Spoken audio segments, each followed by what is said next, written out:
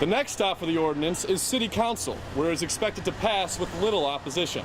Pat Hechinger, NBC5. As deliberation continues, the big question still remains. Will there be a teacher strike come September? Pat Hechinger, NBC5.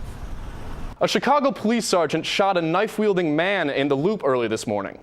Police say it happened after officers responded to a traffic accident near LaSalle and Monroe. Back to the Air and Water Show. If you didn't get a chance to see the spectacular high-flying stunts, if you were anywhere near downtown, you no doubt heard them. Michelle Rutherford takes us there. A backyard pool in Winnetka, Illinois marks the beginning of an incredible journey. It is the story of a swimmer who has shocked everyone, including his family. When he started at 7 years old, he was a state champ at 10, but did we think Olympics? No.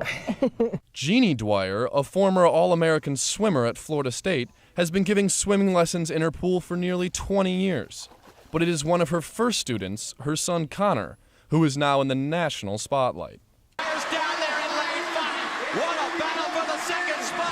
Dwyer made the Olympic team by placing second in the 400-meter freestyle and fourth in the 200-meter freestyle at the qualifiers in Omaha, Nebraska. His entire family, including his brothers PJ and Brendan, were watching anxiously from the stands.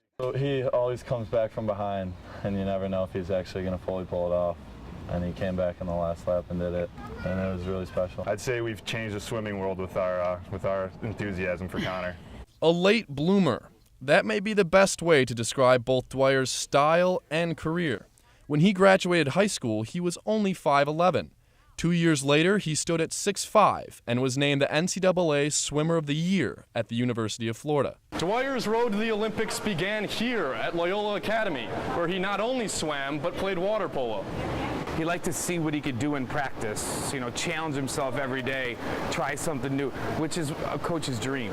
We have a long and storied tradition of good swimming back here, but we've never had an Olympian before. It's something special.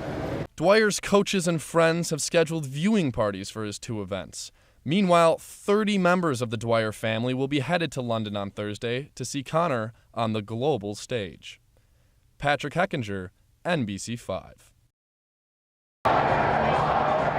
Hundreds have gathered here tonight at the Waukesha County Exposition Center to celebrate Governor Walker's victory in today's historic recall election. Thanks to all the people who yet again entrusted to be your vote as the governor to be the 45th and continue to be the 45th governor. Today marked Wisconsin's fourth election in the past year, but after Walker cut the budget and union rights, voters wanted their say. And, when you don't tell the people the whole truth and you get elected and you start doing things that you never even mentioned in the election, to me that shows a lack of character. The state employees should have to pay a fair share, like the private sector does, of their insurance and their 401k. Some believe that this election will influence Wisconsin voters in the upcoming presidential election. Professor Paul Segunda believes it will have a direct effect. I don't see a way that either candidate, either President Obama or Governor Romney, wins without Wisconsin in the election coming up. Governor Walker and Mayor Barrett were in a dead heat this afternoon, but exit polls earlier this evening confirmed Walker had a demanding lead. The recall is now over, and Scott Walker is victorious. He can now stop campaigning and resume his responsibilities as governor. Pat Hechinger, NBC5.